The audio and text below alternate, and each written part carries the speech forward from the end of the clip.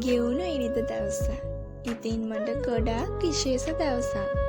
ඉතින් පාන්දර 6ට විතර පිටත් වුණ අපි නුවරට ළඟා වෙද්දී නම් 9ක් පහ වෙලාද මන්ද. ඉතින් කොහොම හරි අපි එතනට ආවා.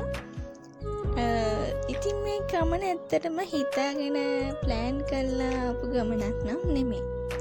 එදා ඒ යන දවසට කලින් දවසේ අපි දෙන්නට ආච්චම්මටයි මටයි හිතුණා නුවර ගිහින් ආවොත් හොඳයි කියලා. ඉතින් දැන හෝ නොදැන අපි දෙන්න අපට පුළුවන් විදිහට බස් එකේ ආවා. මොකද මීට කලින් නුවර ඇවිත් තියෙනවා. හැබැයි බස් එකේ නම් ඇවිල්ලා නැහැ. මේ විදිහට ආපු පළවෙනිම වතාව. එයත් එක්ක මට මේ ගත කරන මොහොතවල් ඇත්තටම ගොඩක් වටිනවා. ගොඩක් ආදරණීයයි. ඉතින් ජීවිතේ අපි ආදරණීයන් එක්ක හැම මොහොතක්ම සතුටින් ආදරෙන් ගත කරන්න ඕනේ. මොකද එයාලා නැති කාලෙක අපි හිතින් දුක් විඳිනවට වඩා.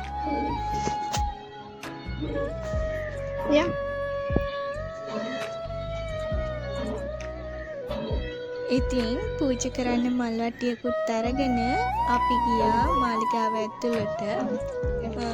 ඉතින් අද හරිම සෙනග උදේවරුේ ඉඳියේ නැහැ. අපි අද්දි වගේ ඉඳියේ නැහැ. දවල් වෙන්න සෙනග වැඩි වුණා. ඒකට හේතුව තමයි අපි ඇත්තටම දැනන් ඉඳියේ නැහැ පෙරහැර පටන් අරන් කියලා. ඊට පස්සේ ගියාට පස්සේ තමයි දැනගත්තේ සෙනග වැඩි වෙද්දී හේතුව මොකක්ද කියලා. පෙරහැර හවස් වෙද්දී පටන් ගන්න. හවස් වෙද්දී පටන් ගත්තට 12 වෙද්දි මිනිස්සු ඇවිල්ලා එතන ඉඳගෙන ඉන්නවා. මොකද ඉඩ අල්ලගන්න වෙන්නේ නැති. ඉතින් ඒ නිසා අපි දෙන්න කතා වුණා. එද්දි අපි කැම කලින් ගියේ නෑනේ.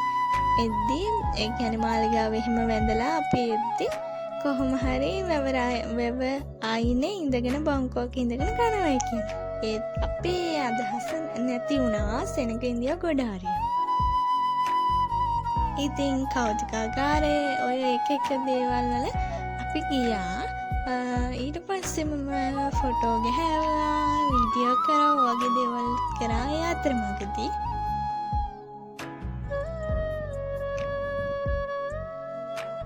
අපේ ජීවිතේට අපිට ලැබෙන මේ හැම මොහොතක්ම සතුටින් ඉඳින්න අපි උත්සාහ කරන්න ඕනේ. මොකද අපිට ලැබිලා තියෙන ජීවිතේ හරිම කෙටි.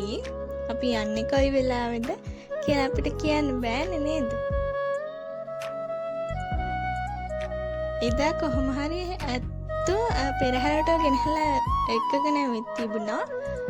කොහොම හරි 10 දෙනෙකුට වඩා නම් ඉන්දියාද මන්ද මම වීඩියෝ කරද්දී එක තැනක 4 දෙනෙක් ඉන්දියා. ඒ විදිහට තව තැන්වල නාවනවා. ඒ වගේ දේවල් තිබුණා. ඉතින් මං ඔය ගමන ගිහින් මං ආසම දේවල් දෙකයි තිබුණේ. ඒ කියන්නේ ඇත්ත නාවන එක බලන්න හම්බුණා. ඒගොල්ලෝ ළඟටම වගේ යන්න පුළුවන් වුණා.